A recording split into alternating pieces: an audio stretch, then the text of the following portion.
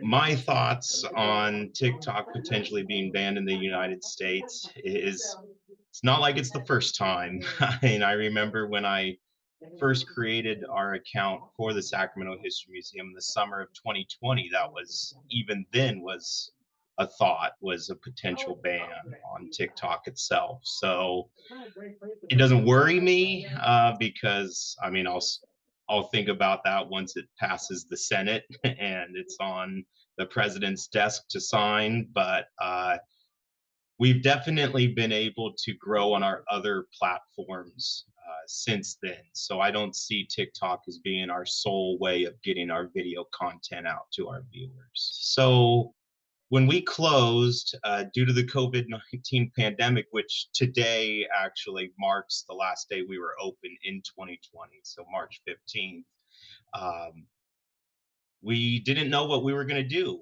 Museums were closed across the country. And one of the things that we had a meeting of our executive director, Delta, asked us, do what you can to keep busy during this time and find some way to keep the museum relevant. And so I had been looking at some seminars that talked about social media, and one of them said you should create a TikTok account for your museum. And so I did, and that was the way that we were starting to create videos, was on TikTok. And because they had something that no other platform at the time had, and that was like a For You page where it's literally just the endless stream of videos, and anybody, whether you have 5 followers or 1 million followers, are weighted the same on potentially going viral. And so that's how we were able to really grow. And from the time of when we first started posting videos in the summer of 2020 until about a year and a half ago, all of our videos were on TikTok.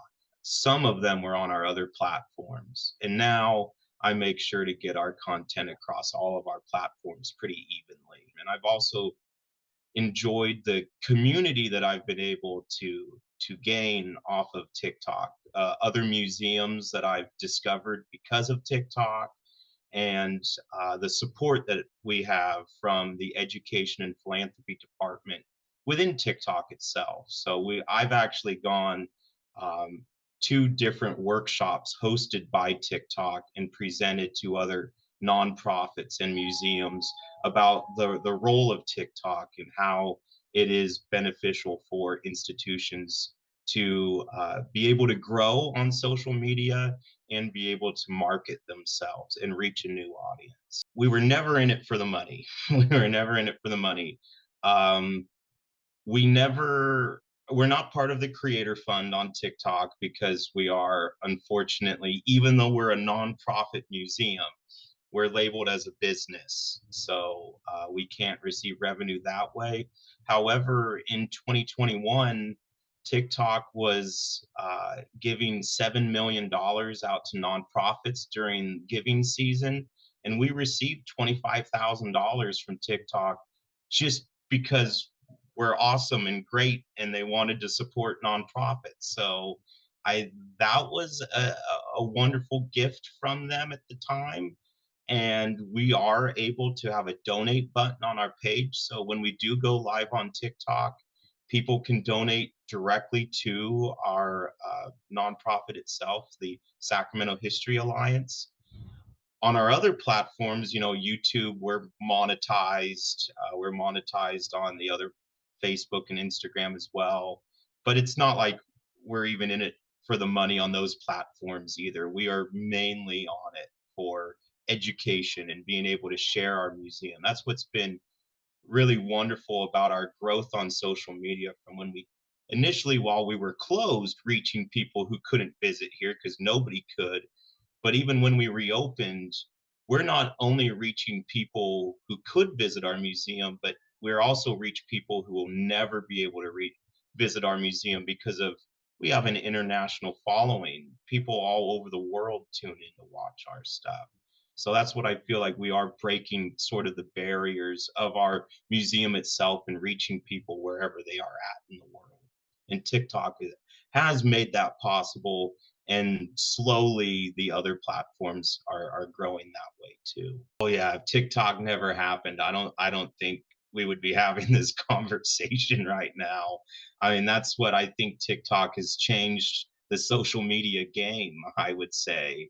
Everything is was trying to copy them, whether it's reels on Instagram and Facebook or shorts on YouTube, creating that vertical format, short video form was something that really exploded during the pandemic and has become the norm now on social media.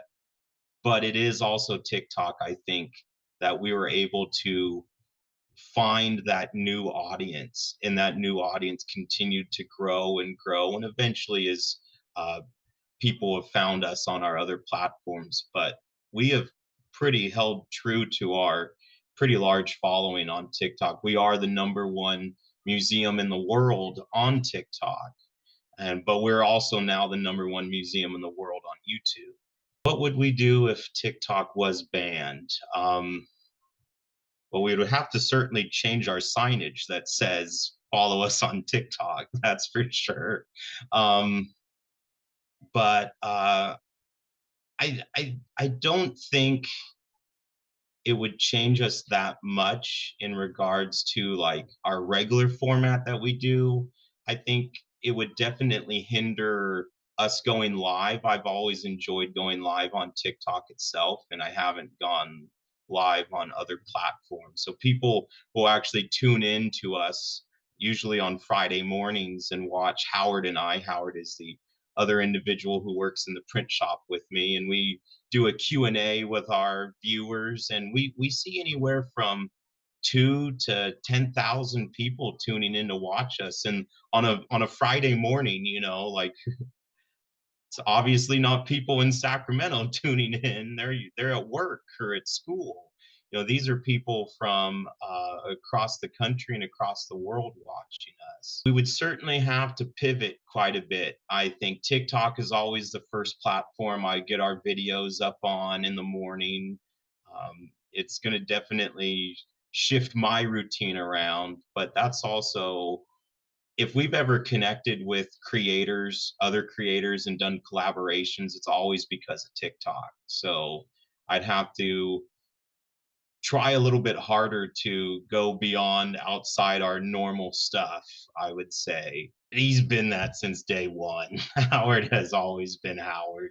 And I think if we stopped posting videos tomorrow just completely, he would go back to what he was doing even before we started posting videos. My job, I mean, I don't think my job would really exist really, because that's been our primary driver on social media is creating video content. But we've always kind of like jokes back and forth like, what are you going to do? Should we do a video? You know, should we like do something that says, hey, support TikTok? And we've just had so many other projects that we've been working on that we haven't been able to get around to it. But yeah, we trade a couple jokes back and forth in the morning all the time. But Tick Howard, even though he is in his mid 80s and a docent at the Sacramento History Museum, he doesn't have a TikTok account himself, but he does go on to TikTok.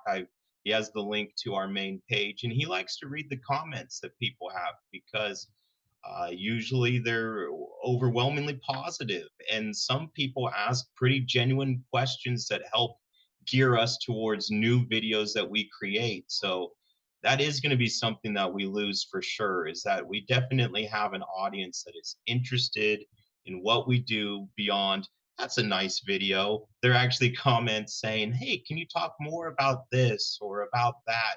And that has helped us figure out new video ideas because we have such an engaging audience on that platform. Oh, this again? Like that was what I thought. Like, but however, this potential ban was a lot more than just our previous president saying, I think I'm going to ban TikTok. This was pretty large effort. As you could see, the vote was overwhelmingly in the House of Representatives to ban TikTok.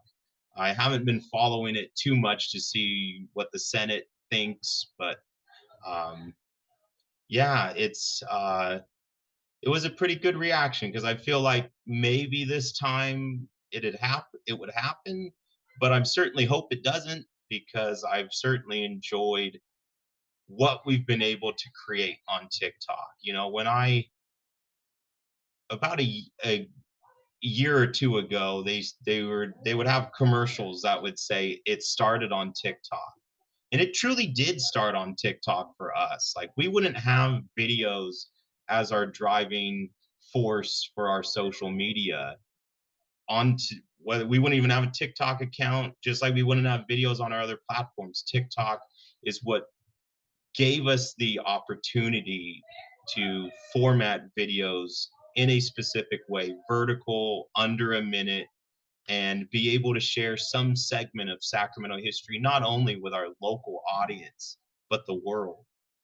And I've always appreciated that. You know, TikTok is the platform that we have the most support from. And I don't think people realize just how much that TikTok supports education, they support nonprofits, they support museums.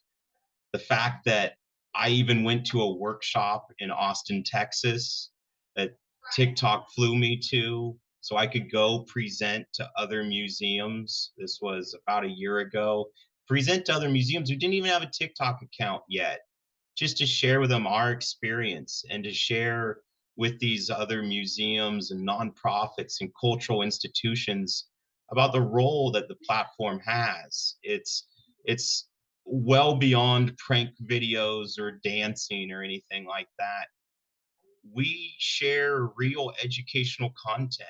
And I've thought about just how much that TikTok has helped us to break down the barriers of our museum and share not only with an audience that could visit our museum anytime or anything like that because they live locally, but to reach an audience that would never be able to visit our museum. Because of TikTok, it's changed our social media strategy. Because of TikTok and everybody wanting prints that we show in our videos, we started to sell prints in our gift shop, something that was, you know, our museum's been around since 1985. Never have we really had prints for sale in our museum store, but we do now, and people buy them across the country. I wouldn't believe that somebody in New York or Boston or North Carolina would be buying one of our prints because they watched it on a video, they watched it be printed on TikTok. So I just think that's incredible. I mean, it could impact visitors that we get because every day we have people that come in and say that they watch our videos on social media, and a good majority of that say that they watch our videos on TikTok. So they're hearing about us and learning about us from TikTok. So if TikTok is banned, then that prevents us from further growing on that platform and reaching even more new people who didn't know that our museum existed. We do have other people that come in and say they watch our videos on Instagram and YouTube, but I would say a majority is TikTok.